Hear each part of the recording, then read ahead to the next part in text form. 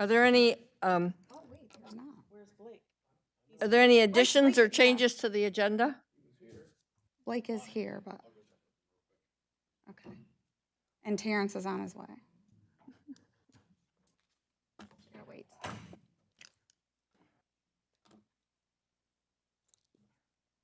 Telling me he doesn't need to be out politicking, he's not running for reelection.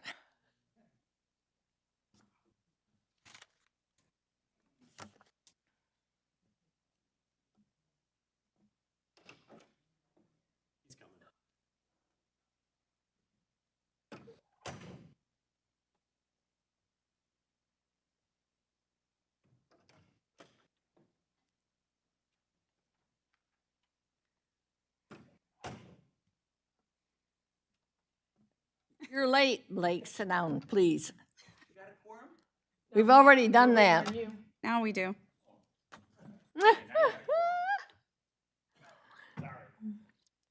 We'll forgive you this time. Now, is there any addition or changes to the agenda? No.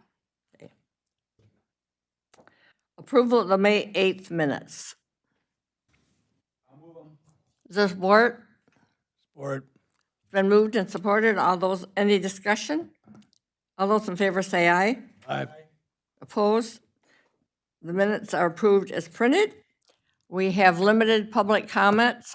All public comments are limited to 3 minutes.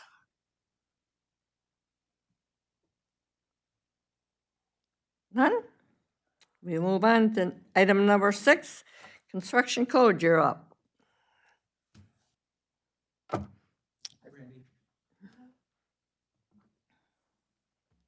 Does anyone have any questions regarding the report or the 2 DCAs that are before you? I can go over them briefly if you would like. DCA 524-3 is a proposed change to agricultural businesses and the off-street parking that would associate with those agricultural businesses. For years, the Planning Commission has felt that there have been some misconceptions regarding agricultural businesses and conflicts with the Right to Farm Act. So changes were made to make it easier for the public to discern whether or not a conditional use permit was actually needed for an agricultural business.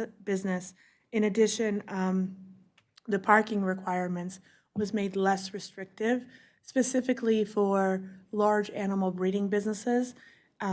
We were getting into a point where a horse boarding facility that had 6 stalls was required to have 60 parking spaces. That was not the intent, nor did it transcend well for our business owners. In addition, a change is proposed to home businesses, specifically prohibiting marijuana facilities as a home business. So that is a recap of DCA 524-3. DCA 624-4 is a change to Article 5, which is our sign ordinance. That brings us into compliance with a Supreme Court decision regarding sign content neutrality. In addition, you will notice that we have removed sign types from business types and made it contingent upon the zoning of a property. So rather than an agricultural business being allowed to have a 32 square foot sign, a property that is zoned limited agricultural would be able to have certain types of signs at certain sizes and certain heights. So another significant change that was made was for a home business or home occupation. Rather than an 8 square foot sign, they would now be allowed to have a 24 square foot sign. Specifically, that change is recommended due to safety purposes.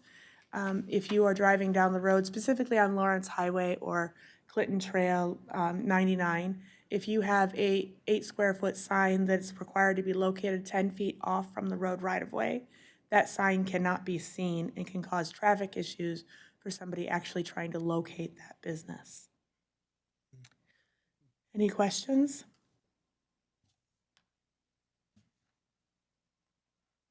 You had public hearings in regards to these amendments? Yes, yep, Anybody show up, and voice any concerns? no.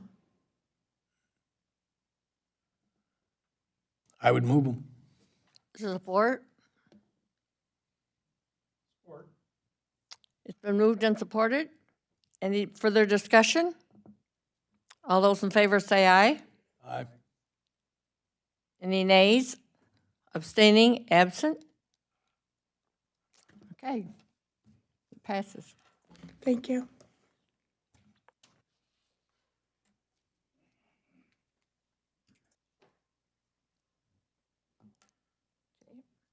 Recycling, you're up next.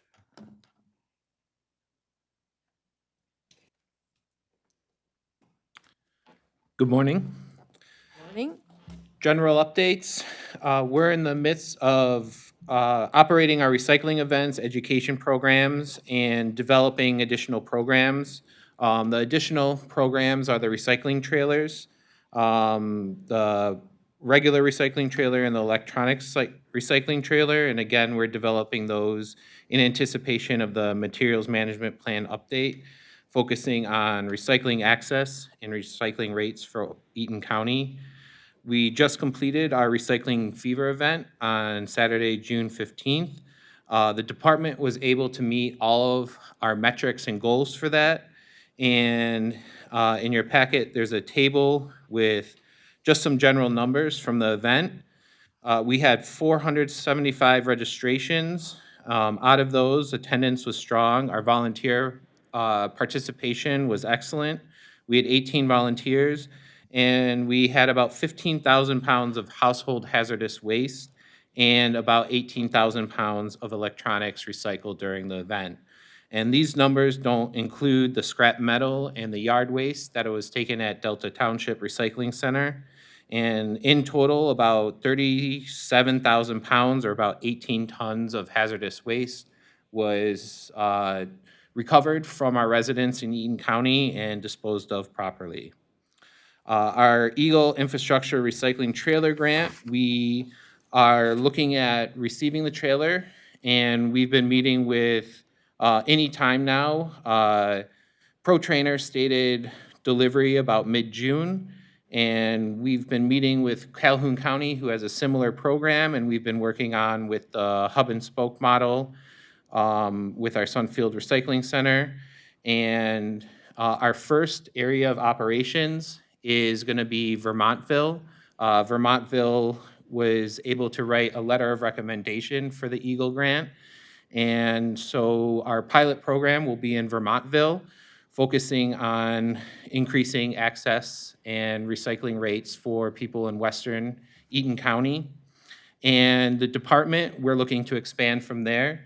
And so we're currently seeking partnerships for the recycling trailer, including townships, villages, cities, schools, churches, and businesses.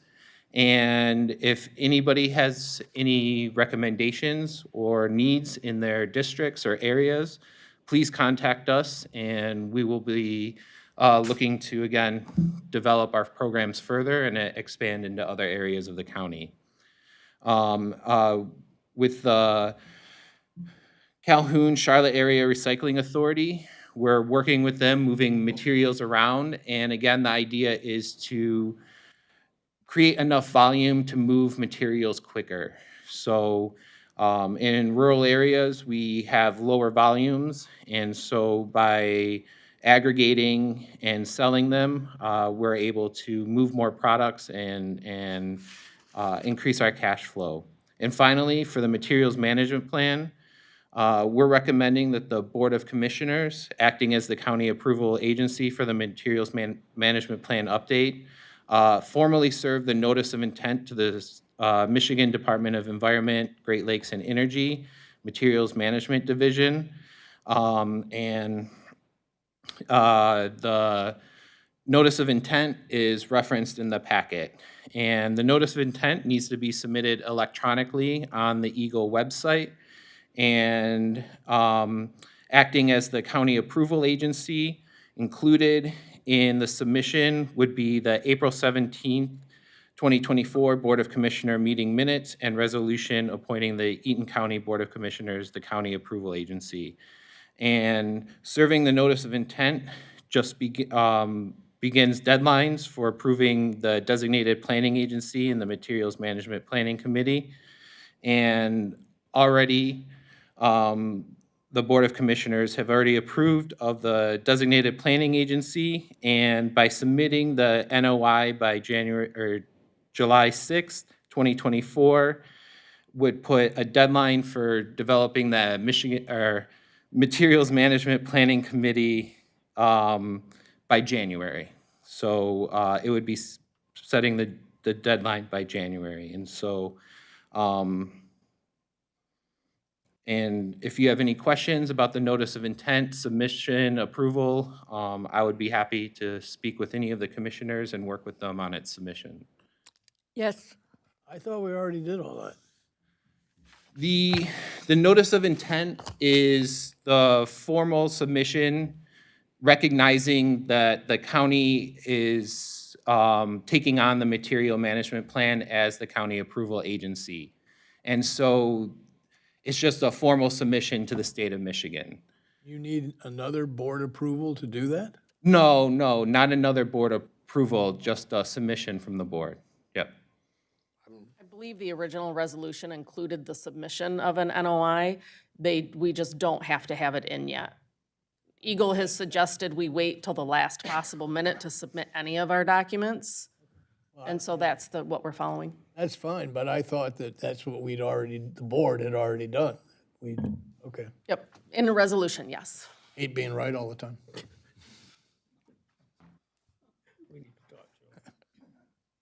any other questions? Yes, Blake.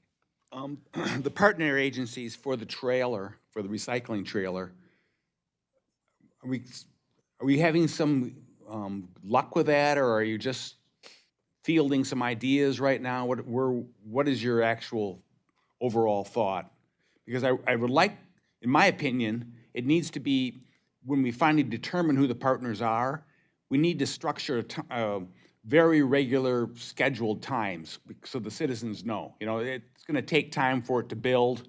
People don't, if we don't have the trailer there every other Saturday or Thursday, people won't know when to drop off the recyclables. I mean, it's really important that it's scheduled and scheduled out in a way that the citizens can take advantage of it. So what is your timeline for partners and setting up a schedule? Very good question. Speaking with Calhoun County, they said it took them about 6 months to really get people engaged with the program. Yep. And participating at higher rates. And working with the city of Vermontville, the village of Vermontville, we are going to be setting a schedule with them. We're meeting with them today. And ideally, our operations, we would operate in one area once a month. So the first Thursday, the second Thursday, the third Thursday, so as to not interfere with our other recycling centers and operations. And so we're looking at up to 4 locations that we can be operating in and on that schedule. So we would be there monthly at a set time on a set schedule for the residents. Okay, good plan. Yes, Jim. Has any information gone out to the locals about this trailer and creating partnerships yet? No information has gone out yet. Okay. Do we have that recycling trailer yet in our possession? No, we do not. The estimated delivery from Pro Trainer was mid-June, and so we are waiting to hear back from them. But we're looking at, within the next week or two, getting the trailer. I'm going to sound somewhat like a broken record here, but is it possible to be ready in time for the Eaton County Fair and we can park it down there and recycle all everybody's stuff from the fair and just show off what we have and let everybody know we have it now? When is the fair? The First full week in July. Ideally, yes, we would be ready and able to operate at that time. Okay. If we can, I'd like to see that at the fair. I think that would kick that off fairly well. Oh, yeah, that would be nice. Thank you. Any other questions? Yes, Different topic, the program for the plastic for farmers that we're trying to get off the ground. It occurred to me yesterday, I mean, there's a lot of people that use wood chips around their house. They come in those plastic, heavy plastic bags. Are those plastic bags the type that we're contemplating in terms of with the farmers? Is that something that we could, if we advertised it, people could utilize it? Because there's an awful lot of people, even in my neighborhood, that you see where they've done it around a tree or whatever. And so, in fact, that's what made me think of it, is I was doing it yesterday. I was putting wood chips down around my house. Yeah, yes, the plastics unfortunately come in a lot of variations, and so it's usually a case-by-case situation with manufacturers. And we have been working with farmers trying to utilize the program to recycle feed bags that they use for their operations. And there's even a lot of variability in those. And Debbie could speak Okay. better than I can about this. Generally, the bags that you're speaking of, we would be able to take in the program. It is not at this point advertised. Reasoning behind that being that the bags we can and cannot take it can be quite confusing. I often have to look at each one myself and sometimes send a picture to our broker to determine whether it is a material that we can take. So if we're confused about it, there's just no way we can share it with the public at this time.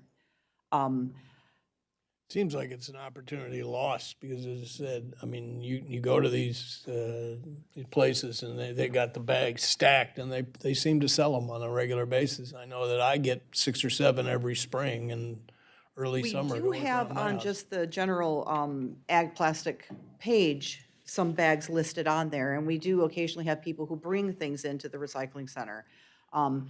Many of them we can take, but usually they come in at such a low volume that it, like, even to try to bill for them would be, 45 cents. So to be able to take them at a larger scale, we would probably have to look at waiving that 8 cents per pound fee, because it just wouldn't make sense to be billing people 8 cents per pound for, 3/4 of a pound. All right. Well, it was just a thought while I was working yesterday in the yard that you're probably going to get, there's an awful lot of people that utilize that every year. And so that's fun. Brian? To follow up on Joe's thought, I would think water softener salt bags would fall into that category too. The material does. There's some question whether anyone wants them within their recycled materials because of the salt content. Well, if you're asking the farmers to clean the bale wrap and that sort of thing, I don't think it's such a stretch to tell people you got to rinse those out before you drop them off. No, it wouldn't be, but just as with like the fertilizer that comes in the HDPE, those are very perfectly recyclable, but we cannot take them because they require to be triple rinsed for safety.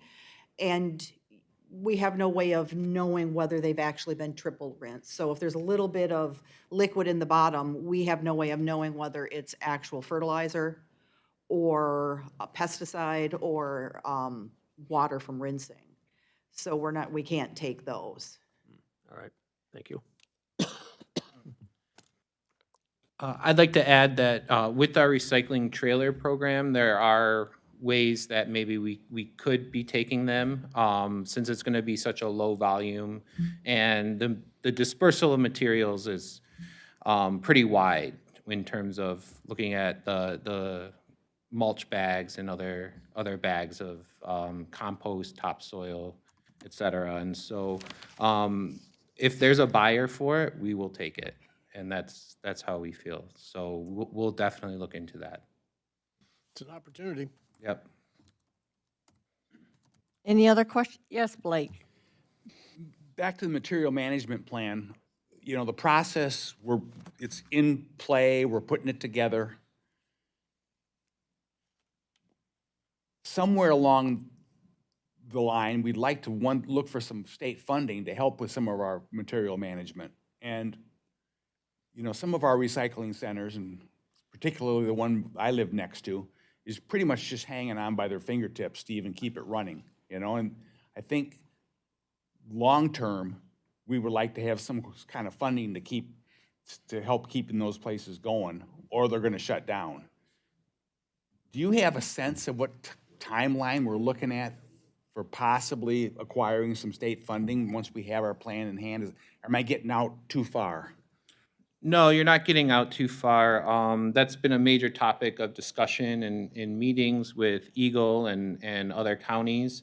And the process is, once we establish our Materials Management Planning Committee, which consists of 13 members of industry professionals and elected officials, we're going to be developing a work plan. And once the work plan is approved by the planning committee, it'll go for approval for the county approval agency, so the Board of Commissioners. And once it gets approved through that, it'll go to the state of Michigan. And once the state of Michigan approves of our work plan, they will open up funds. So we might be for- talking about really next year. Yeah, or 2026. Okay. Yep. Again, I'm referring to, you know, some of our centers that Yeah, I I know. know are really having trouble Uh-huh. keeping them manned and keeping it funded. So I want to throw them a crumb of hope that there might be some funding in the future. So that's possible. Yes, 2025, the earliest as possible, but we're more looking at early 2026 for Thank you. for funding. That's helpful.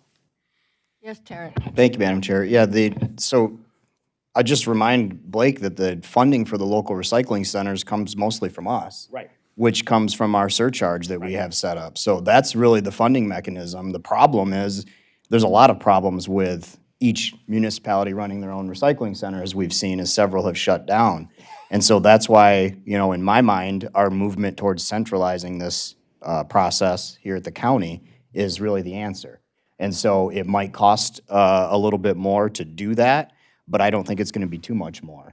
And I think that's something that we are going to need to look at, or a future board is going to need to look at, to hopefully us, but a board at some point will have to look at to try to figure out how much it's going to cost to run the recycling countywide. And I think that's really the answer for a lot of different reasons that we've discussed in this group and in our subcommittee group. So anyways, I just remind the board that we do have a funding mechanism. Now, the funding that you're talking about, are you referring to the funding, I think 3 years funding from the state to put together the materials management plan? Is that what you're referring to? Correct. Okay. So that's not. Because that's not long-term money. That's the funding, the idea was to try to utilize some of that funding because we are, in our minds, ahead of the curve and hopefully don't have to contract with somebody else to give them all that money. We could use that money for whatever we deem necessary. So we could utilize it to maybe start the infrastructure for what we want to do.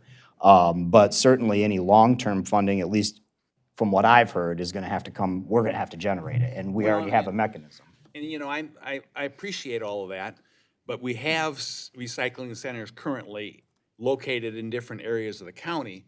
And when we talk about centralizing, we're talking more about the management and the funding of it. We'd still want to keep the hubs so they're local for the Yeah. citizens. You're not going to want to create one reception area right here at the county seat where people have to, travel 20 minutes to get. No, that's not the plan. The plan is to either keep or relocate these centers throughout the county, ideally, in a geographic way to where it's accessible for all of our county residents and not just some that their municipalities choose to do that. And that's one of the problems with the plan and this process that we have now is, yeah, we grant money, but we don't grant enough to run the center. And so some of these places are either not interested or are starting to fall out. You know, I know Grand Ledge, where we live, has threatened several times, and I understand we're gonna have a discussion about that today, to pull out, and they're facing budget issues just like everybody else, so. Right.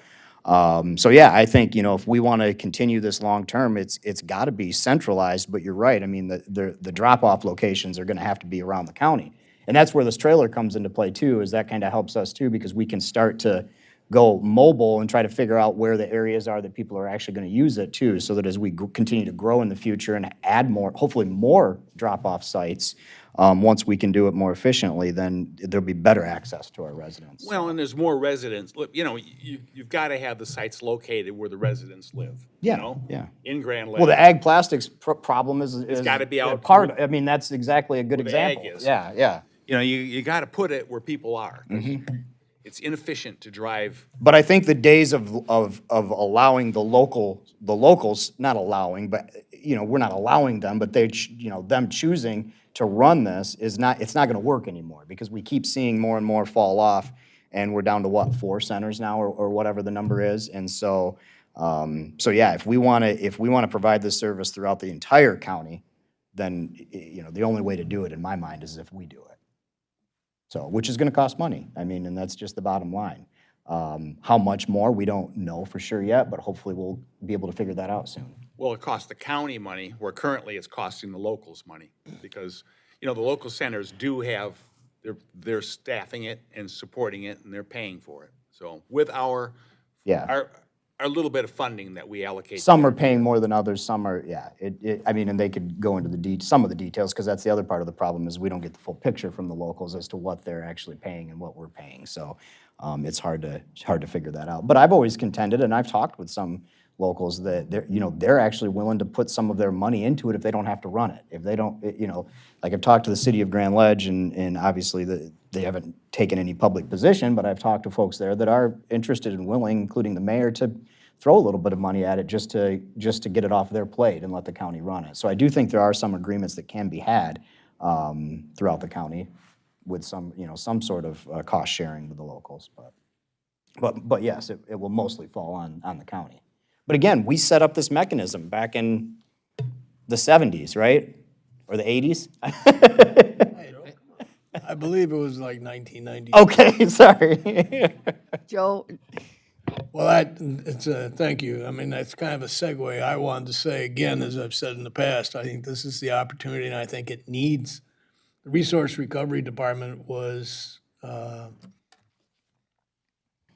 put together for a specific reason at that time, and that reason is really past us.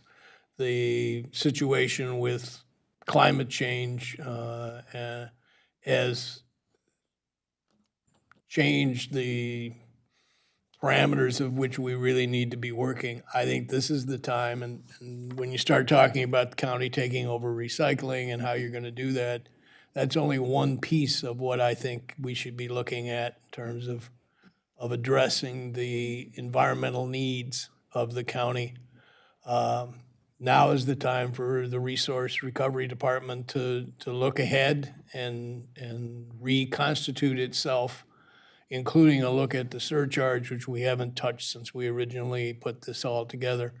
But you need to figure out what we as the county can do to address some of these issues, and to help address some of these issues as we go forward. And again, it's an opportunity there. It needs to be acted on. any others? You have anything else for us today? Nope, that's all. Okay, Thank you. thank you. Thank you. Parks? Okay, you have before you the Parks report, a department update that we have. Chad Powers is going to be here to talk, and Claudine will talk, but we had a vacancy for our director. The position is posted, and we're going to do some additional advertising coming up. But when the vacancy occurred, we sat around and talked about operations and the need to have possible oversight to assist Ben Youngs, who you'll meet in a minute. And then as far as the programming to assist Ethan Jacobs, Claudine is going to help with that. But we had a good meeting, and then they met to go over everything with Ethan and Ben. From what I understand, that was a really good meeting. Another one was held yesterday, and I think they're on board and looking at the budget and looking to see what things they think the parks need, so they have some good ideas from what Chad and Claudine mentioned. So with that, I'll let Chad take the lead on it. Good morning. Yeah, just as Connie mentioned, we're just kind of pitching in as a group to fill in while the vacancy is open. Me in terms of the operations and assisting with maintenance and grounds, and then Claudine will work on the programming, as Connie mentioned. Several things going on, and I'll introduce the two gentlemen behind me here in a minute. We did meet with Deputy Hafner. He was the previous weighmaster for the county. There were some questions on need for CDL, commercial driver's license, for transporting equipment and so forth around the parks. And we've determined that if we modify or use certain combinations of equipment that we fall into the requirements. We're looking at purchasing a newer, more efficient equipment trailer that was budgeted in the previous year budget that would be fit those parameters even better for our staff. The current trailer we have is extremely long and cumbersome navigating into some of the parks, and so we're looking at that. That meeting went really well, and I believe everybody's comfortable now that we're in compliance with the state requirements for commercial driving, and we're under the weight limit. So been reviewing the budget, looking at what was budgeted last year, discussing it with staff, some of the needs, and whether we need to proceed with some of those, or maybe reappropriate the funds if possible, or if needed elsewhere for different needs. Obviously, the other big item that's happened here in the last week was the fire at Crandall Lake.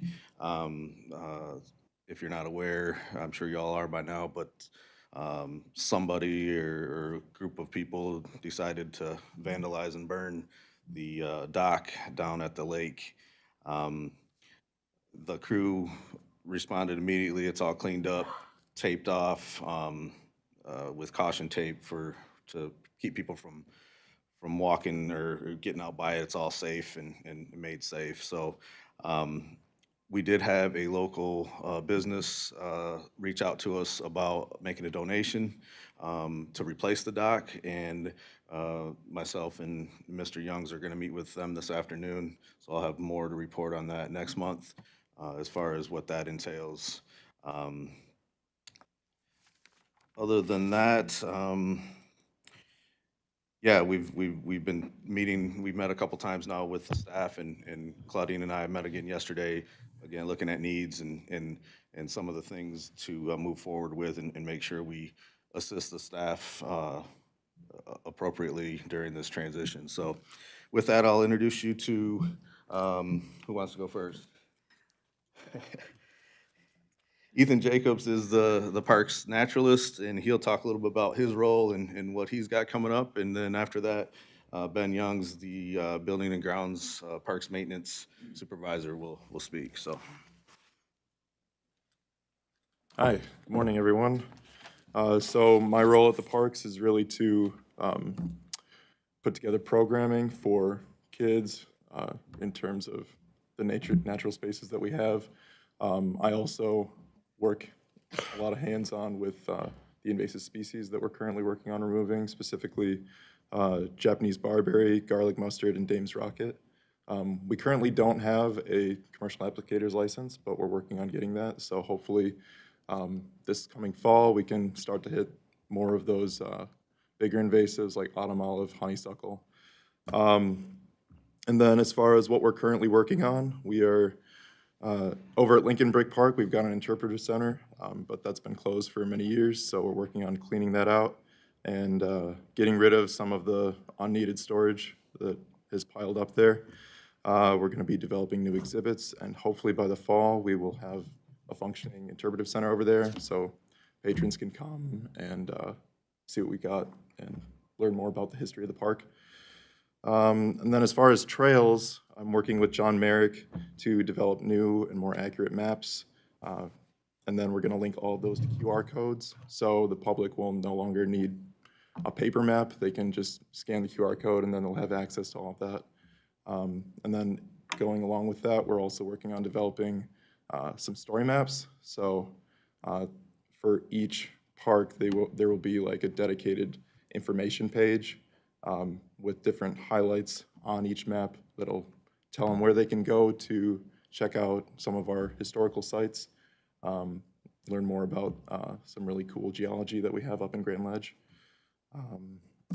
Then for programming, so next week our summer camp will be starting up. So I will be doing a weekly lesson with the campers each week based on the topics that Liz, the event coordinator, and I have come up with. And then in July, we will be working with the Charlotte Science Adventure Camp, and I'll be doing a lesson down there all about navigation. And then we will also have a booth at the Grand Ledge Craft Show, talking with patrons, talking with people actually selling the crafts and showing them hopefully some of the new things that we've got going on in regards to the trails and the QR codes and future programming. And then in the fall, we will be partnering with the Grand Ledge Library for a science night. So parents, kids can come out.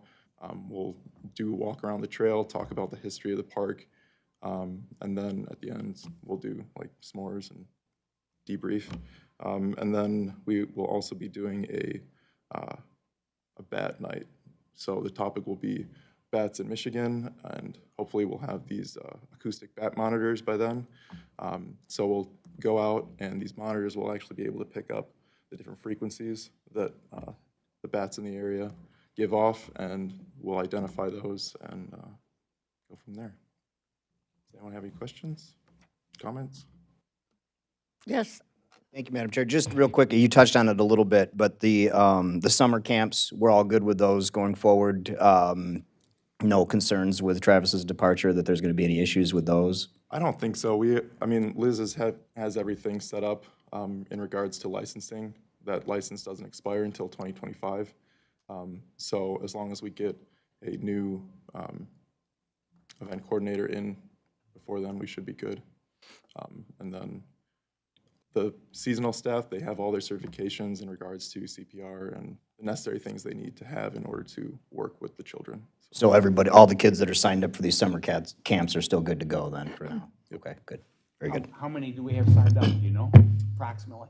Well, the facility can only have around 25 kids in it each week, but it's fully booked for the whole summer, so we'll have a group of 25 there each week. Yes. This licensing you spoke of, is it licensing of the Parks Department as a whole or as an individual? So it's in Liz's name, but it is a license to have a camp at the Parks Department. So even with her leaving, that license will still be good until Right, it so rolls it is over. legal for us to proceed with this then? Yes, exactly. All right, thank you. Any other questions?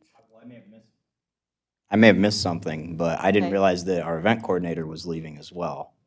She is leaving as well. Okay. She's leaving for, I think, moving. Yeah, that I think correct? Yeah. her end date is the end of July, or no, end of June. End of June.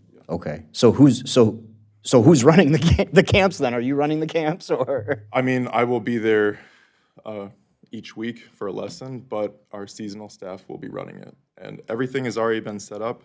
Some of the seasonals that are there right now have been there for a couple years now, so Okay. they know all the procedures, they know what they need to do, and they have the support from our staff if they need it.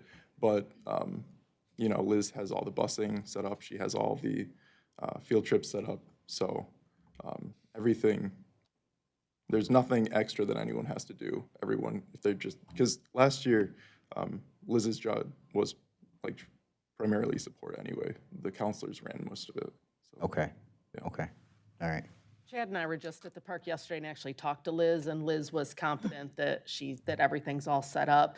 She has a folder for every week that has all the information in it. She has a binder that goes over all the licensing stuff, so anybody who comes in after her should already have like the plans already all there and ready to go. But Liz was confident moving forward. But if nobody, and he said it as well, but if we don't have her replaced, because I know how it is in every position that we have, it's sometimes is a struggle, are we still confident that we can move forward without her there, without anyone there, I should say? This summer, because everything is set up, yes, Okay. Liz was confident with the summer, with the assistance from other support staff that's already there. Yep. Okay.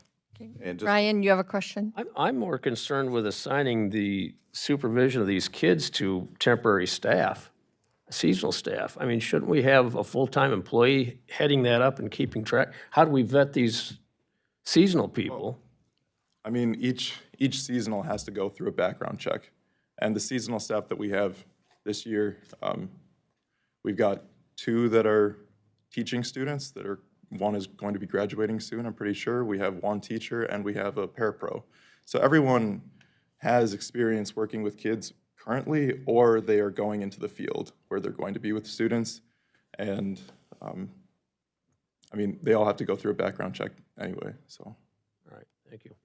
I'll just add to that, what Claudine had mentioned. We had a good meeting with Liz yesterday, and very confident that she's got everything in line before she departs. And the staff, many of them, as Ethan mentioned, are repeat staff. We're not turning them loose with high school temporary staff, if that eases your mind at all. But it is, I'm confident that in our meeting yesterday that everything will run smoothly this year. Hopefully we get another event coordinator in before next year. Otherwise, Ethan's gonna have a little more on his plate next year. All right, thank you. Any other questions? Okay. No? Thank you, guys. Thank you.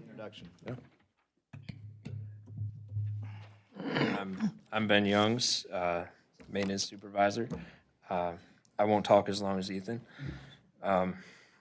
Just a few things to touch on as far as staffing.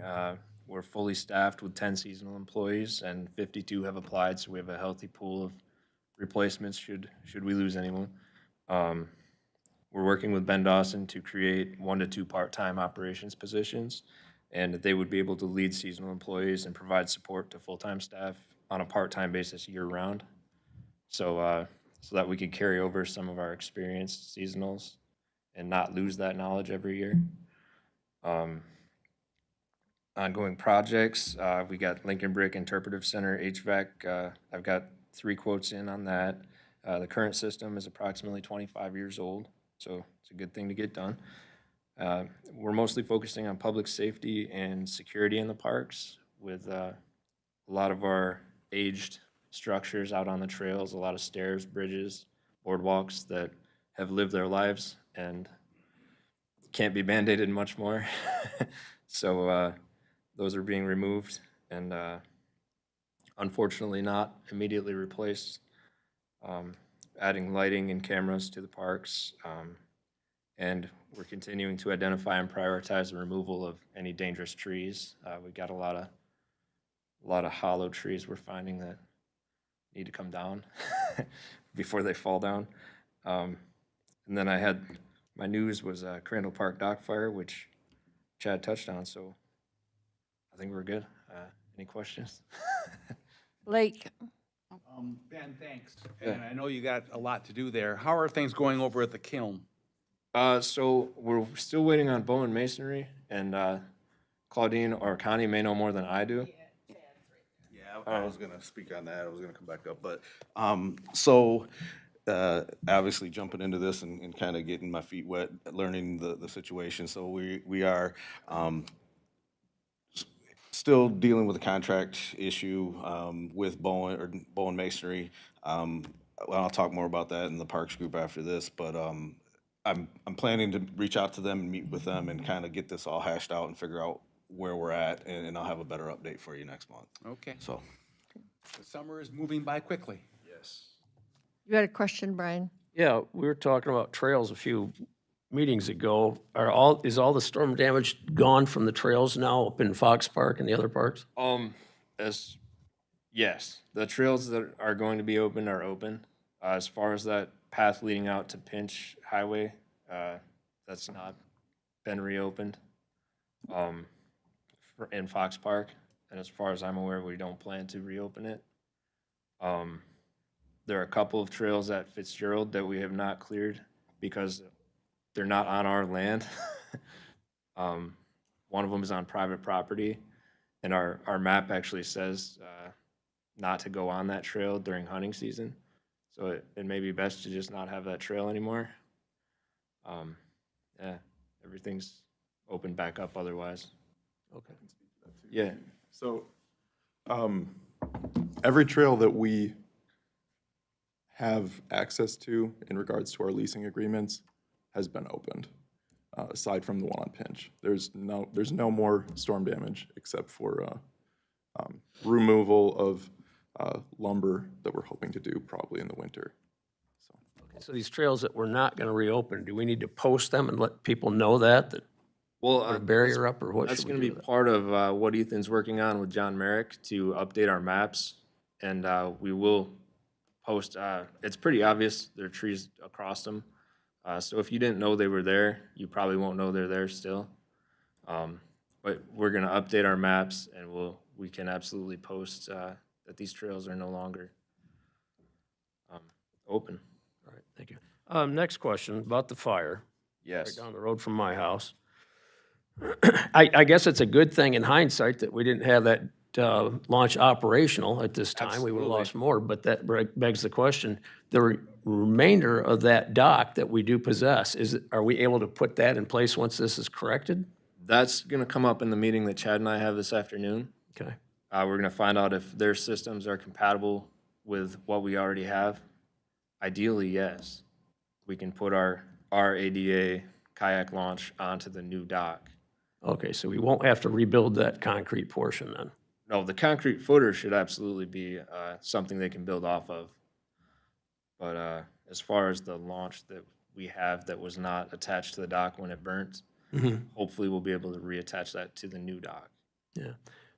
2 years ago, when our former most recent Parks Director came on board, we had talked about security cameras. And I think one of the issues at Crandall in particular was that there wasn't electricity out there and some other things. Are we still looking at you mentioned cameras and lighting, so I just wonder how extensive that's going to be. So yes, right after the event occurred, I've met with local contractors and I'm securing pricing to see what our best options are to get cameras and lighting out there, whether it bring power in as a permanent basis or solar, some type of solar lighting that will operate. And I've been in talks with IT to make sure we get the right cameras that are going to talk to our current system.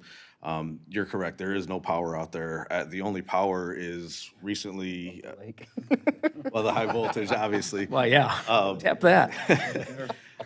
I think in the last year or so, 911 put a tornado siren out there, and they funded that, or a grant funded that comes off of 50, and that's the only power that we have at the park. They pay the bill and everything. I've talked with them to see if we can somehow work out an arrangement, even in the short term, to get some security measures out there, so.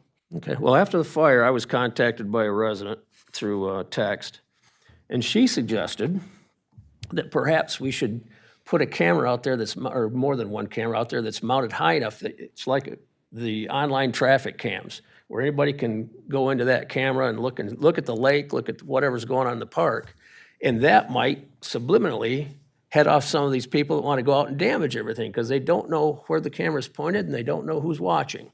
That's a really good idea, and my intent is to, anything we put out there, lighting, cameras, anything will be up high enough to where you know, we're not gonna get vandalism to that, but I- I think a live feed, yeah, that's a really good idea. I don't think we can put anything on those power towers out there. No, No, we can't. I don't believe it. No, I think they would not let us do that. Right, but the height would be a great Yeah, advantage for us, I think. that's a good point. We could do some type of a interactive live feed. I mean, you can log in all over the state, all over the world, and Mm-hmm. get different things happening with it. Okay. Well, it's not like we don't have a budget for it now. Right. All right, thank you. I think, Joe, did you? Do we know whether or not there's an ongoing investigation and what, in terms of that fire and what state it's at this point? I don't know what state it is or where they're at in the investigation. I do know that we've heard of a couple of updates that there may have been some partying out there the night before with some local kids, but I don't know the extent of that or how far along it is. Arson's a very serious crime. You go to prison for a very long time. Yeah, along that line, when I talked to one of the fire department guys, right after I was notified, they speculated there was probably an accelerant used that, I mean, the chair wasn't completely burned up, but the dock was. And so I asked then, well, how much, if it's an accelerant like gasoline or something, did that get into our water out there at the lake? Did that cause any damage? I mean, if we catch this person that did it, how many crimes can we charge them with? Because this is just, it just boggles my mind that somebody would be that stupid or that arrogant to go out and do that in a park like that. And I agree. In terms of the charges, I guess I'd leave that up to a prosecutor. I don't know what that would entail, but it was definitely intentional. I mean, Oh, yeah. they obviously, I mean, it's no small feat to drag a recliner down there. I wouldn't want to do it. So it was, hopefully we can bring them to justice. All right, thank you. Terrence? Thank you, Madam Chair. So it was touched on briefly, Chad, in your original comments about our capital improvements that we're working on, that we budgeted this year. Can we get an update on those next month at this meeting to see where we're at and again, discuss if there are any that, I mean, on the surface, I would hate to postpone any that we don't need to. So if we could get an update and kind of review that, and maybe that's something we're going to discuss in the work group, I don't know, but okay, all right.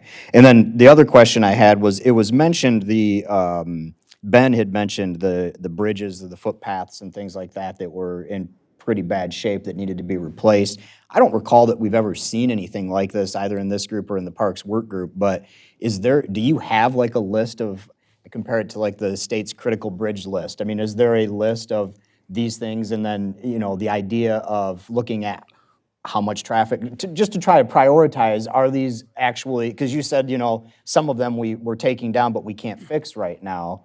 I mean, you know, to Brian's point, we've got the money now, you know, we need to prioritize, we need to figure out which ones we can and should fix and kind of have a priority of that. So is there anything like that that exists? And if not, could we create something like that? It's interesting you bring that up. Just yesterday when we were meeting in the parks office there, they have a map of Fitzgerald Park with sticky notes of exactly what you're talking about, different tasks that are. I haven't seen that, I swear. So we're actively working on what we need to do to make it safe and accessible for the residents. Okay, because I, like I said, I don't recall having those conversations in the past, and I was not necessarily aware that we had a list or you know, a lot of them that needed to be repaired. And so, to me, why aren't we need to be looking at it. So I have confidence with you guys on the job, but thank you. Ben and Ethan are putting a list together, so maybe add to that when you're putting that list together, like a high, medium, low priority when you're going through it. That would be helpful. Yeah, based on obviously several things, but you know, the usage, this gets used a lot, or you know, price, this is inexpensive, or we can hire, I know it's hard to hire contractors for certain things, so if there's something you have to hire, so yeah, that would be great to have some sort of a priority with it. Thanks. I think this is just an outgrowth of the fact that we used to have a Parks Board, and now this committee is essentially the Parks Board. So that's something we haven't seen on a regular basis, but now we probably need to see something like that. And in regards to some of the bridges, some of the ones that we mentioned that would not be reopened were in areas of our park that are not part of our lease agreement. Right. And we're not currently sure if those trails are going to be part of this park system or trail system, just because it's not in our agreement, so. No, I think I understand that. Yeah, And, I would say that I hope that we don't just bail on a park without at least having conversation, especially if it's the city that owns this, the Grand Ledge, because that whole thing over there is kind of a hodgepodge as far as the lease area and what we operate, and I'm aware of that. Obviously, you run into more difficulties if it's private ownership, but yeah, I would hate to lose trails just because it's not on our property, but I totally understand. We're not, we can't go fix something without at least having a dialogue and that kind of Well, conversation. and to be honest, we don't want to lose the trails either. That one of those trails specifically is it's one of the most picturesque trails in the park, so. Are we talking the west in Fitzgerald, the part west toward, Yeah, I got it. kind of over by, That's the city's area, and then there's the private land that's there, and when you walk back there, it's a beautiful Yeah. trail. I walk the trails regularly, and I like that trail, but, yeah. a lot of, people don't go on that one as much, I don't think. I don't think that's No. very used. Yeah, it's not nearly as popular as our Ledges Trail or some of the parts that, where people can actually get to the river and fish and do other recreational activities, so. Okay, thanks. Ryan? I want to change gears and go back to that trailer that we were talking about, the equipment trailer. Will we have any use for the old trailer once the new one is purchased? Not really. We're looking at what options, if we can, a trade-in value or even selling it at auction to recoup some of the costs. And I think we can do probably between 30 and 40% of the cost of a new. It's just extremely long and cumbersome for what our needs are. So we've been looking at that. Has anybody in the parks, and I don't know who it would have been or when it would have happened, but has anybody ever done a study on the cost of equipment versus transporting equipment? Would it be wiser to have equipment at our larger parks that are dedicated to those parks, and then for the smaller ones, the smaller mowing areas, we take a smaller trailer and go around and do whatever we have to do? And I think maybe Ben I think we have that currently. We have some equipment at the larger parks. The trailer that I'm referencing is just in terms, just for our skid steer, to take it back and forth to different parks. So we just purchased a new skid steer. The trailer that we have is not the right trailer for that. It puts us overweight if we haul with the dump truck, so we're looking at what the best options are. Oh, okay, so this isn't the one that hauls the mowers then? We do have a separate utility trailer for the mowers. Okay. Yeah, that's not as, That's the one I'm familiar with. I guess I haven't seen the skid steer trailer. so. All right, thank you.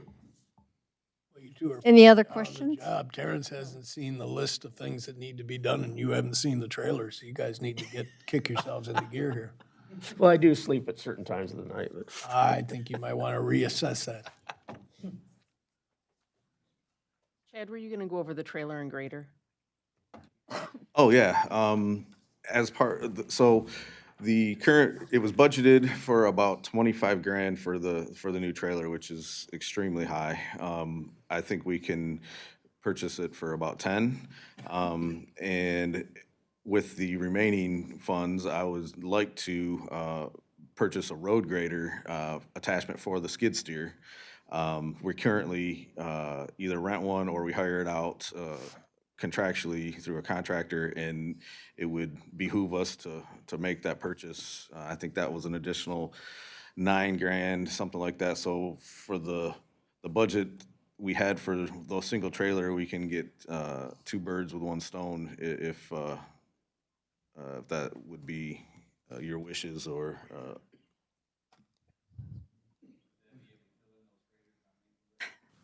That's what it's for. I assume that because it's on a skid steer, you could use it on the trails as well? Is that the trails and the drive, or no? I don't. It's an 84-inch blade, so. Oh, okay. It's more for the gravel roads and parking lots. So we aren't waiting for it to look like the moon before we get somebody in to smooth out our roads again. Gotcha, okay. Right. Ryan? That brought to mind another thing that we talked about in the past, and is the entrance to Lincoln Brick. We had at one time talked about raising that up, having the road commission do some work for us, raise that entrance up, that entrance road so it doesn't flood, and maybe use some different kind of material to cover it with.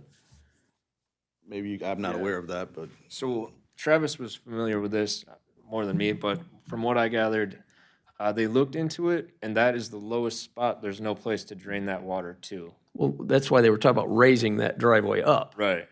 And then apparently, from what I recall, because I think the Parks Commission was still involved at that point, was put a lawn cover under both sides so that it can drain out from the center and both sides to wherever it's gonna go, but still leave that roadway elevated enough that it won't flood. Yeah. And I don't know where that got left off at. Okay. It's definitely something too. All right. Yeah, I think we should address that quickly, and so we don't have the moonscape that we were talking about.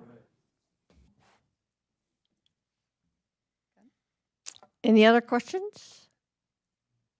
Okay, You need something from us. another comment, okay? You need something from us to do the 2-for-1. I guess that's a question for Connie. You could make a motion. It doesn't require a budget amendment. All right, well then, go ahead.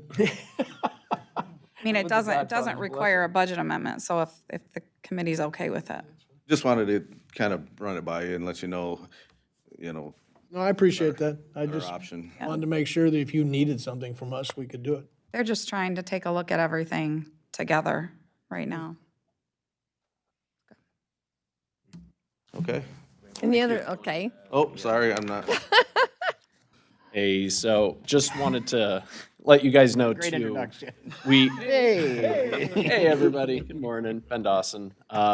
So we wanted to let you know, we had developed the idea of the Junior Parks Program, giving different high school kids under the age of 18 the opportunity to serve in the parks. And we kind of developed the framework for that last season. This was going to be the first season to implement.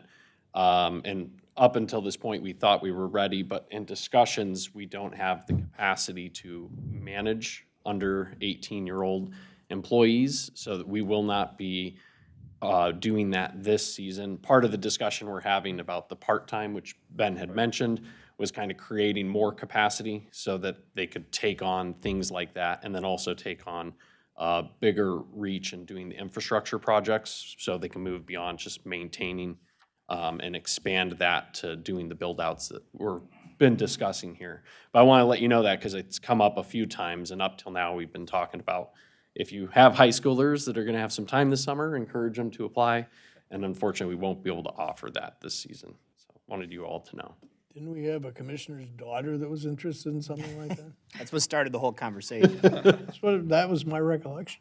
Name- Well, I would just say that I think, hopefully this doesn't stop this program in its tracks, because I think it is a great program. I think there are a lot of things that the students, even younger kids, could do to just help make the park look better, get some park experience and exposure, get a little bit of spending money. So I think it's a great thing. So if we are fortunate enough to get somebody into a leadership position to where we can do it, even this year still, I'd like to see us still continue on with it if we can. I get where we're at right now, we can. That's the responsible thing to do, but I do think this would be a real cool program. And the other position we're evaluating is the programming coordinator is currently budgeted as a part-time position, and there's been discussion about maybe reapproaching that as a full-time position to, again, build parks capacity and ability to kind of deliver on those expanded services. And we actually had somebody reach out to us, like, and I think they're a senior, and they're like, I want to be in the DNR, like, I have passionate about parks, would love to work here over the summer. So I agree with you. I think it's a great opportunity in the future. I don't think anybody's desire is not to see it come to fruition, so. Yeah. Well, and I think, again, we've talked about this before, but the popularity of our summer camps, and if we were able to have a bigger facility so that we could have, or a traveling facility, going from not just always doing it in Grand Ledge, maybe doing it in Charlotte and other locations. But obviously, when you expand that, you're going to need somebody full-time to act as that event coordinator. And that's something that, the Parks Grant was not just about infrastructure and operating. It was also about being able to provide programming to the people in the county. And I think that's a big, important piece that if we can keep that ball moving forward. I'm even thinking when you guys mentioned the HVAC at Lincoln Brick, my thought is, well, maybe we should hold off on that and look at, do we want to make Lincoln Brick bigger so that we can have bigger classes out there and bigger camps and things like that? So, That's the kind of stuff that I'm hoping that we look at when we talk about prioritizing and trying to figure out how to best spend this money. I think, again, if we put bigger facilities in so that we can attract, do more programming, then that is a win-win. Then we can also use those facilities for other events too. Even, rent them out to people in the public and things, so. Well, and to be honest, we're on the same page. Okay, good. That's exactly what I would like to see happen at the Parks Department. These parks, they have such high potential as to what they could be for the community. And I mean, currently, the camp is one of the biggest revenue makers for the Parks Department. And we can only have 25 people there each week. And it fills up overnight. Like, that entire camp is full one night. And then everybody gets on a waiting list. And if we had a building where we could actually host more kids, that would be better for them, it'd be better for us, it'd be better for the community, so. Yeah.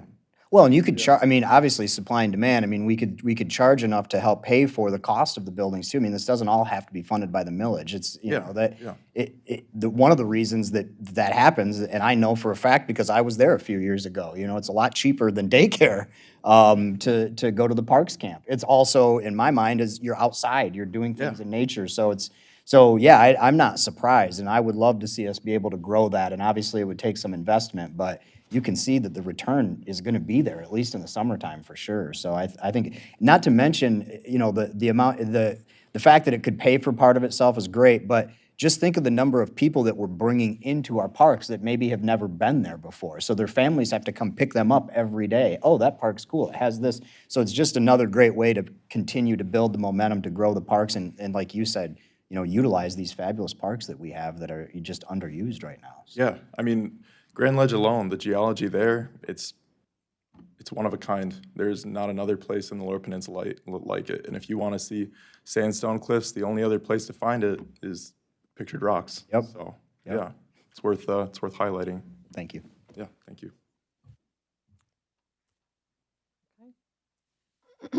Thank you.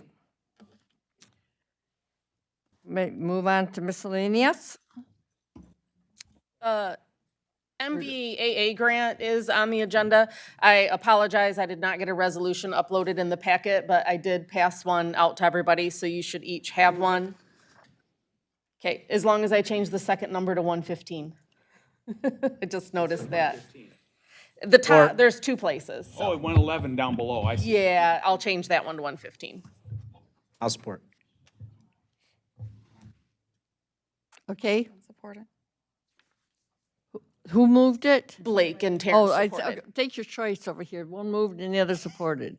Is there any discussion? If not, all those in favor say, or do we need roll call? All those in favor say aye. Aye. Opposed? Passes.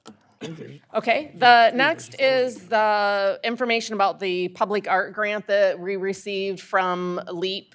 We had a parks, can't remember what we called that committee. There's a parks committee per a policy that the board adopted. And they met and there was a lot of discussion about the piece of art submission that we received from an RFP that was put out. And it was suggested that we do some type of a survey to get more public input, which we did. So we did a survey back in May. We had 601 responses to the survey. We asked how often people visited the park. So 37 people said they visited daily, 178 said they visited this is Crandall Park specific.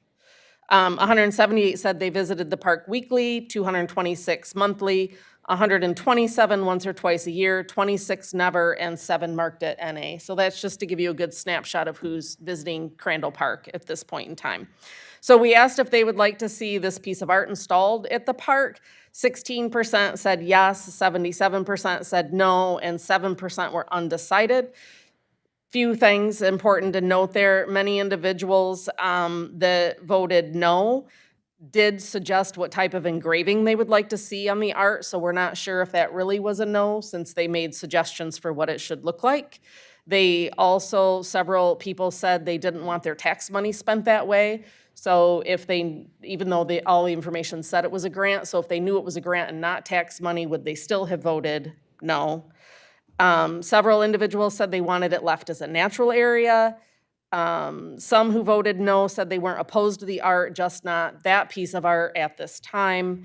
Several individuals stressed their desire for park development instead of art, and it pretty much had the same things that we hear frequently about development. People want to see a dog park, a beach, playground equipment, security, which obviously we're working on, you learned earlier this morning, splash pad, docks, pavilion, tables, cleaning efforts, a boat ramp, planting trees, more parking, camping, other art, and several other things were in all of the suggestions. So because of the timing of the grant, we do not have time to send it out for another RFP.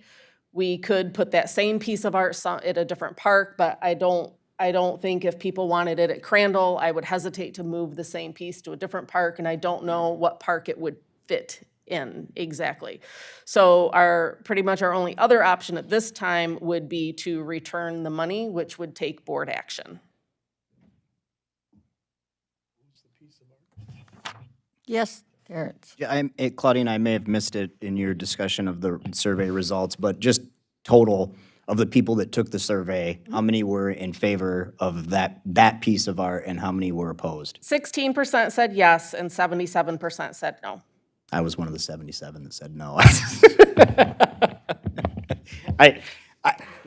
I was interested in that because obviously I have my own opinion. I also understand that art is different to everybody, you know, so even if I don't like the piece of art, it doesn't necessarily mean that it shouldn't go there. But I would say if 2/3 of the people that looked at that piece of art said that doesn't belong at Crandall, which I tend to agree with, then we probably shouldn't do it. I was hoping that we could put it back out and get some more proposals from other artists. I was surprised that we only got the one, so that's unfortunate. But yeah, okay. So for board action to rescind the grant, that has to be moved by this committee on to the full board.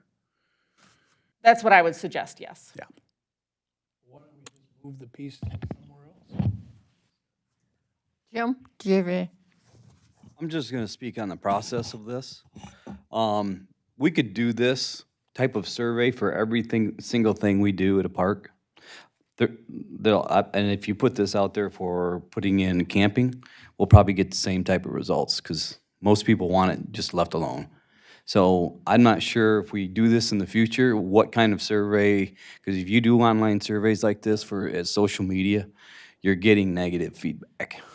Well, but if we're not going to listen to the results, then don't do the survey. That's my point. I'm just saying, we need to think outside of just social media. Yeah. Because, like you say, we may not do anything out there because people will come back and want it just left alone. That's my only fear. Well, this is an art grant that comes from PNC. It's not tax money. And if people don't want it, you know, I don't really care. So I'm happy to give the money back and let them find somewhere else to put it. And I'll make that motion. Is that a motion? It is. Is that a support? It's not. Well, I'll support it so we can Okay. talk about it because I want to talk a little bit more about it if we can. Okay, then it's been moved and support and seconded. Discussion. So what is the time, Claudine, what is the timeline of the grant? You said that we didn't have time. Can you clarify what that timeline is? We're already working on an extension for the grant because it took us so long to try and get people to respond to the RFP.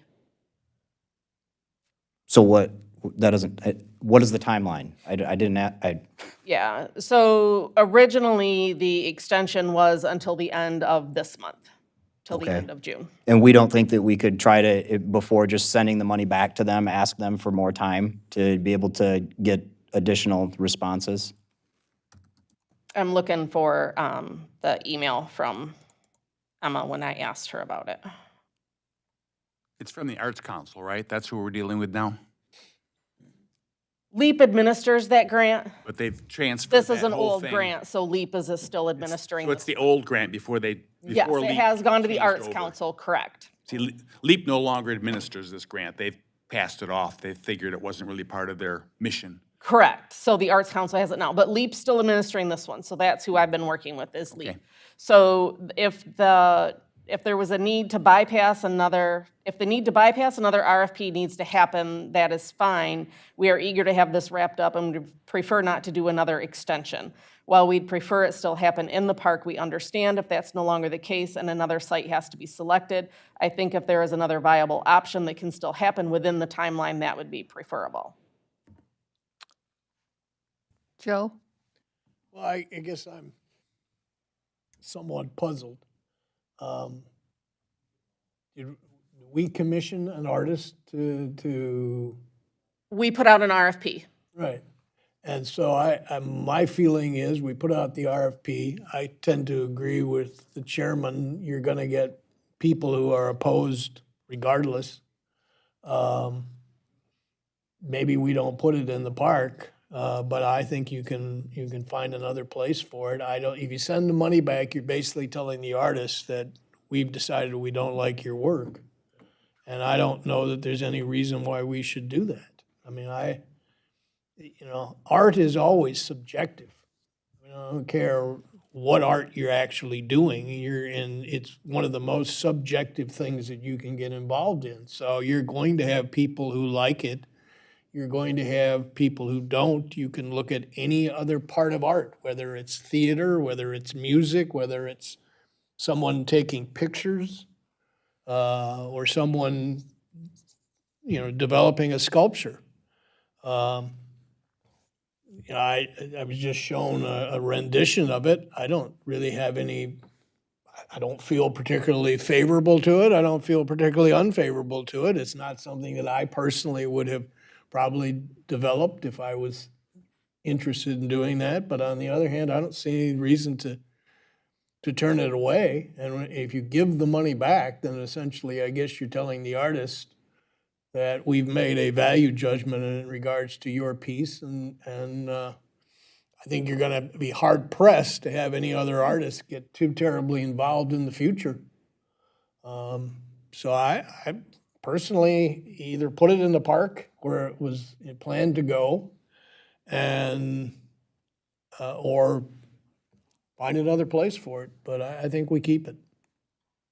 Brian? I think, Joe, even if we ask for more RFPs, we're going to we run the risk of offending that artist. So from the criticism I read, and I voiced the same thing, his design did not fit the park. And I think that's where the criticism came from. But the other things that we read, the public comments that I read, it goes back to the question, what constitutes art and what are we allowed to do for art? Can we put up anything that's practical in the park that still is artwork, but is also something that can be used for direction for something, or the kids to play on, or something like that, rather than just having this obelisk standing out there in the middle of the park.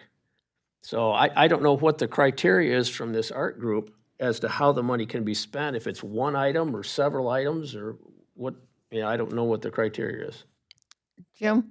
Well, something I learned during our online meeting with the artist and this group is that this grant is usually for entry-level artists that come in, because $10,000 doesn't get you much. So if we're talking about doing other art, it's going to come out of our budget, unless we somehow get a bigger, larger grant, which I don't see happening. So, I mean, you send this money back and you're talking about doing something else, it's going to come out of our budget.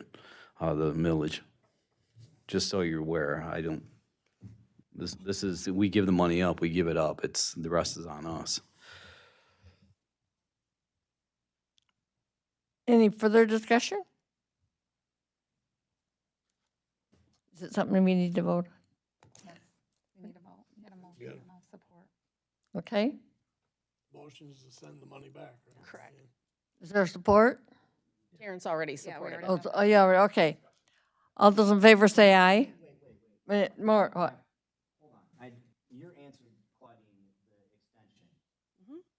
Is that, I'm sorry, I just got an emergency call in the middle. So Emma said if the need to bypass another RFP needs to happen, that's fine. We're eager to have this wrapped up and would prefer not to do another extension. While we'd prefer it to still happen at the park, we understand if that's no longer the case and another site has to be selected. I think if there is another viable option that can still happen within the timeline, it would be preferable. I would be, I guess before we vote, I would propose to make an amendment to the motion to request a further extension, and if that's declined, then move forward with sending the money back. I'd like to at least try. I mean, I'm not opposed to putting art in the park at all, and I still question, and maybe it's because it's only $10,000. Maybe that's the problem, but I'm surprised that we only got one proposal.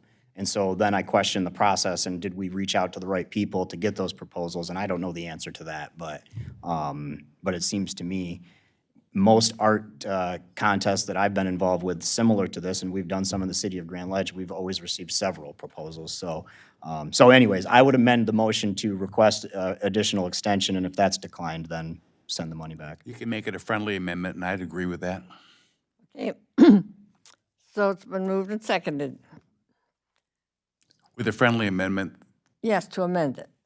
You're suggesting that she just said that the extension lasts till the end of this month, so we're not gonna meet again. So your motion now is she asked for the extension. If the answer is no, we've approved the return of the money. Is that essentially it?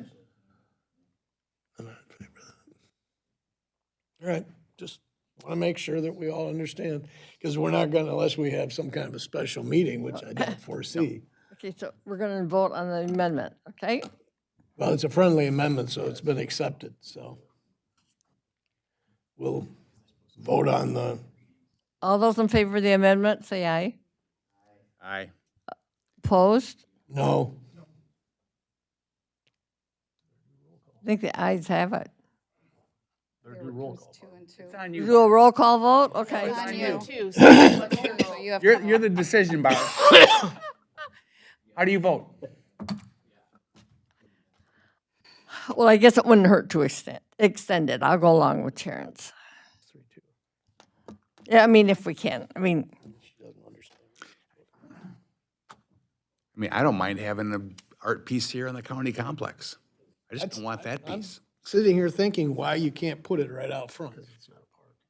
what kind of artwork are we talking about? I missed something somewhere.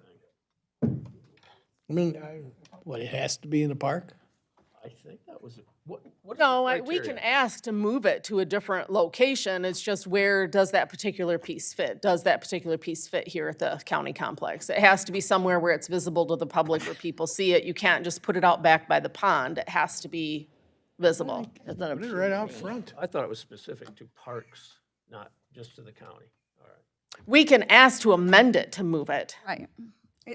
It's public, Well, so this could meet. The application that we submitted was for it to be at Crandall Park, for a piece of art to be at Crandall Park specifically, but we can request to amend to move it to a different location. You've read, I guess, their response 2 or 3 times, and they've contemplate moving it to someplace else. So I don't think there's any real problem with that. Yeah, I'm much more in support of using it and doing something with that grant money, whether it's putting that structure somewhere else or getting getting more proposals, whatever it is. I'm supportive of that as well. So I'd rather put it here than send the money back, quite frankly. So, Art is subjective. You're Yeah. going to get people who like a particular piece. You're going to get people who don't like it. I mean, I've known people that take pictures, and they've had showings of their pictures. And some people say their pictures are too drab. Some people think their pictures are wonderful. I mean, you're never going to get 100% of people to say that's a great piece of art. It's subjective. yep, I understand that, Joe. That's why I'm saying it. I'm not talking. I'm totally fine with it going somewhere else. Oh, It just- in my mind, it doesn't belong at Crandall. That's it. So now what are we voting on? It's done. It's done. So now really what Claudine needs to do is contact the grant and see where we can go from here. Either extend it, we look at moving it. If it's about moving it, we would be able to do that next month. Yeah, we don't have to Yeah. give it a giant yank to send the money back. Yeah. Let's figure out something else. Yes, Brian? Claudine, on this grant, can we take that grant money as part of another of a bigger project, and then we take some of our millage money and add to that? Yes. Oh, so we're not stuck at $10,000? Oh, No, that's just what the grant's for. okay. So we could start this process over again, in theory, find a different artist with a different piece of art, maybe cost more. If they give you an extension to do another RFP, you're talking 3 months to do another RFP, Well, get I an understand artist that. I'm and just- install the art, which is still may not be enough time. Okay, that's why I asked in theory. Thank you. You'll still get people who are gonna oppose it. Now, we're down to limited public comments. Is there any public comments? Blanc. Unfortunately, I was unable to attend last meeting that you had in regards to the trail that leads from the pond at Fox Park back to the other two ponds. And I did send a letter to this group in hopes that maybe you had a chance to read it before that meeting. But when I listened to the meeting, it sounded as though that none of what I wrote in there was discussed, so I take it that that didn't happen. And from this meeting today, it sounds as though they plan on not opening those trails for that almost mile section of trail.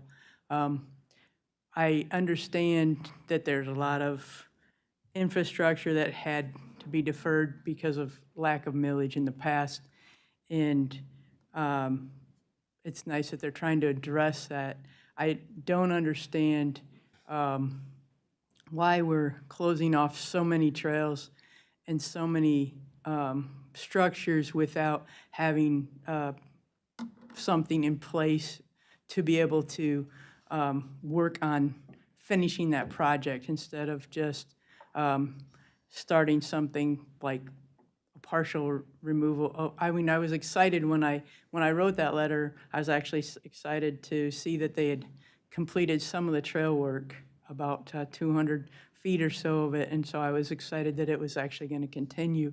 And disappointed when I read or saw where they decided to not go any farther on that trail. It's nice that they're trying to take out and replace or take out stairs that have been band-aided for years, like the ledges, but it's unfortunate they have no plan in place to actually complete those. The road commission got a millage years ago, and they've been working on roads. They don't start a road and then just walk away and start working on another road and another road and another road. They complete a project. And I guess when they're tearing out these structures and things, it'd be nice to have that project go through to fruition, not just seeing them tear down things or close off sections of our parks for us to enjoy. I know the Westwood Trail.